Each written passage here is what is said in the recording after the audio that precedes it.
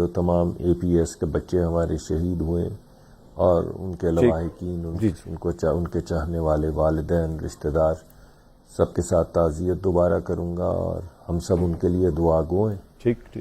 اور مصطفیٰ نے یہ بھی کہا کہ ہم اس بربریت کو کبھی نہیں بھولیں گے اور کبھی بھی رحم نہیں کریں گے ان پہ، مگر ایسا تو نہیں ہوا۔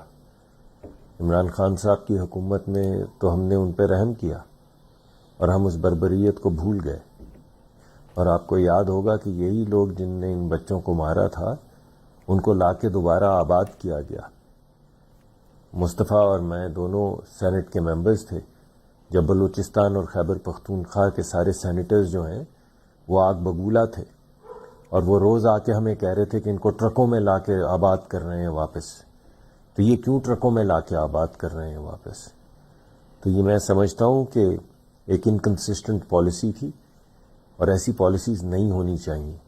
ہم نے اربوں روپے یا اربوں ڈالر لگا دیے رد الفساد اور دوسرے تیسرے جو ہماری کیمپینز تھیں ان میں، اور اس کے تھوڑی دیر کے بعد ہمیں لگتا ہے کہ یہ ہماری ہی فیبرک کا حصہ ہیں، یہ تو ہمارے بھائی ہیں، انہیں تو واپس لا کر ہمیں آباد کرنا چاہیے۔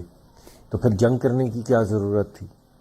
اور اگر جنگ کی تو پھر آباد کرنے کی کیا ضرورت تھی؟ تو کچھ سمجھ نہیں۔ بڑا ویلڈ پوائنٹ ہے آپ کا۔ یہ انکنسسٹنٹ پالیسیز جو ہیں یہ ڈس رسپیکٹ ہیں ان تمام بچوں کے خون سے، اور یہ تمام بچے جو تھے یہ بھی ان جوانوں کے بچے تھے جن میں سے آپ جن کا ذکر کر رہے تھے۔ اے پی ایس میں زیادہ تر فوجیوں کے بچے تھے جو ٹارگٹ کر کے شہید کیا گیا، صرف وہ اپنی فوجی فیملی جی اپنی شہادت خود شہید ہونے کے لیے تیار رہتے ہیں، بلکہ انہوں نے تو اپنے بچوں کے کندھوں کو، جنازوں کو بھی کندھے دیے ہیں۔